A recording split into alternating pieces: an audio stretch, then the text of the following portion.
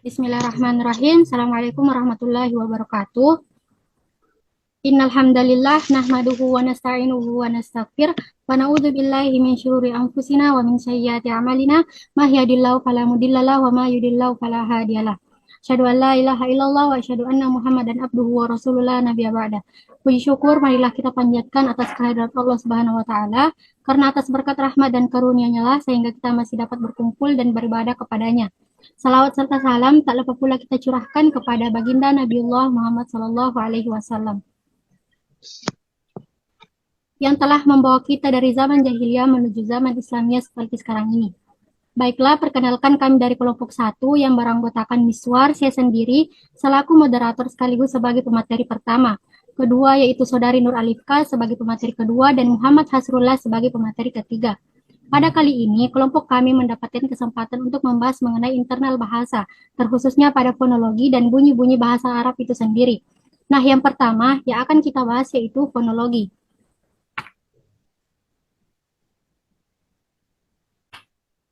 Apa itu fonologi? Jadi, menurut Mansur Pateda, fonologi adalah ilmu yang mempelajari tentang bunyi bahasa. Nah, dalam fonologi kita mengenal adanya istilah fonetik. Fonetik adalah cabang ilmu linguistik yang mempelajari dan meneliti dasar-dasar fisik bunyi bahasa. Nah, ada dua dasar fisik tersebut. Menurut dasar pertama, fonetik tersebut disebut dengan fonetik organik, dikarenakan menyangkut dengan alat-alat bicara atau fonetik artikulatoris. Sementara menurut dasar yang kedua disebut dengan fonetik akuistik, karena menyangkut bunyi bahasa dari sudut bunyi sebagai getaran. Nah, dari penjelasan tadi kiranya dapat dibedakan antara fonologi dengan fonetik, di mana fonetik merupakan ilmu yang mempelajari bunyi dari segi aksi kejadian dalam pengucapan tanpa melihat nilai atau makna dari bunyi tersebut. Sementara fonologi adalah ilmu yang mempelajari mengenai bunyi-bunyi dari segi fungsinya pada bahasa tertentu.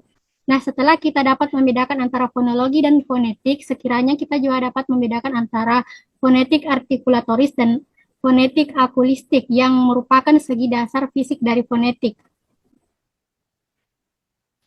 Yang pertama yaitu fonetik artikulatoris, yaitu fonetik yang meneliti alat-alat organik manakah yang kita pakai untuk menghasilkan bunyi bahasa. Contohnya bila kita bicara kita akan menghasilkan bunyi bahasa. Yang kedua yaitu fonetik akustik yang meneliti bunyi menurut sifat-sifatnya sebagai getaran udara. Udara yang bergerak adalah udara yang bergerak dalam gelombang-gelombang. Nah, ada 3 istilah terkait dengan akustik ini yaitu titinada, amplitudo, dan resonansi. Nah, itulah tadi penjelasan dari saya sebagai moderator sekaligus sebagai pemateri pertama yang menjelaskan mengenai fonologi. Adapun yang akan menjelaskan mengenai bunyi-bunyi bahasa yang akan dijelaskan oleh teman kita yaitu Saudari Nur Alifka dan Muhammad Hasrullah. Dan yang akan menjelaskan pertama yaitu Nur Alifka selaku pemateri kedua, kepadanya dipersilahkan. Baiklah, terima kasih kepada moderator. Di sini saya akan menjelaskan bunyi-bunyi bahasa. Bunyi bahasa itu bunyi yang terdengar, yang lahir dan muncul dari organ-organ bicara tertentu.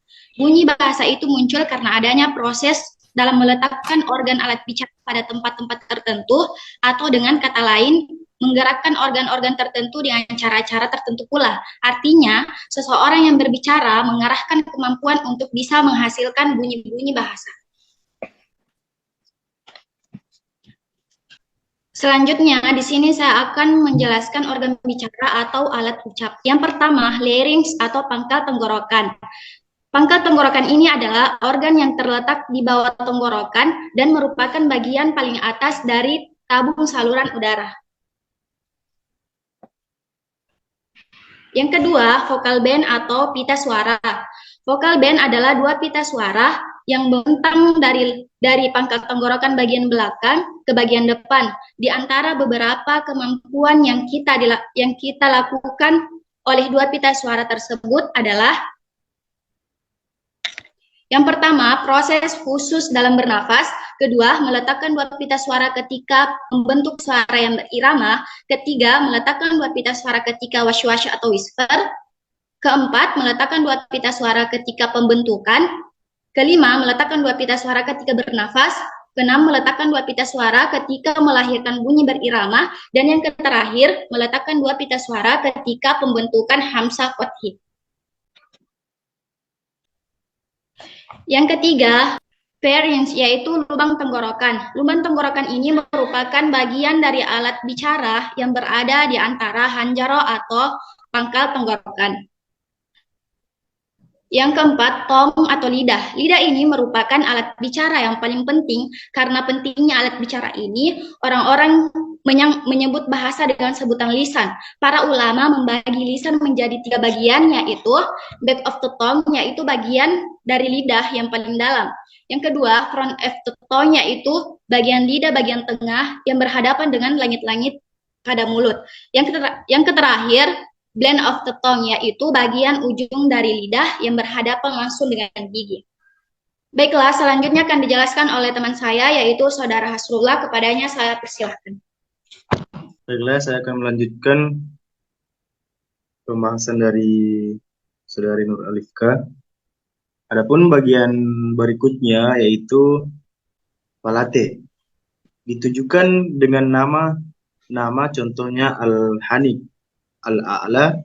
Bagian ini bersentuhan dengan lidah pada tempat yang berbeda-beda.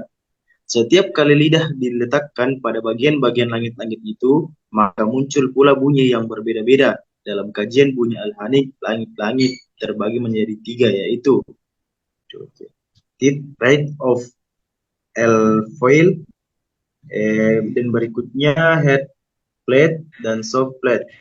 Adapun yang berikutnya yaitu ufula, yaitu adalah pangkal dari langit-langit, lunak, dan al-lahat. Ini merupakan tempat pengucapan bagi bunyi qaf, seperti yang diucapkan oleh ahli qiraat dewasa ini. Dan yang berikutnya lubang hidung. Lubang hidung ini merupakan lubang yang dapat mengeluarkan udara ketika posisi langit-langit lunak menurun dan membuka jalan di depan udara yang keluar dari 2 pita suara supaya dapat lewat melalui hidung. Next. Dan berikutnya adalah lips, yaitu bibir. Merupakan bagian organ ucap yang sangat penting dan dia juga bagian dari organ yang bergerak ketika proses pengucapan terjadi, serta banyak berpengaruh terhadap lahirnya macam-macam bunyi dan sifatnya. Adapun yang terakhir yaitu adalah teeth.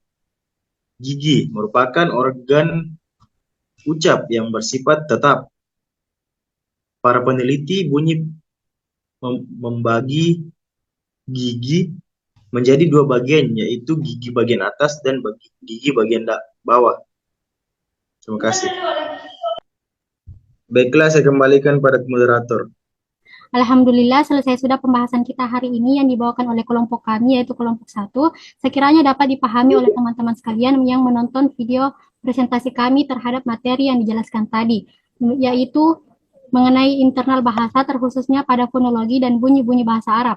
Saya selaku moderator dan mewakili teman-teman saya dari kelompok 1, pamit undur diri, mohon maaf bila ada kekurangan. Wabillahi taufiq wal hidayah. Wassalamualaikum warahmatullahi wabarakatuh.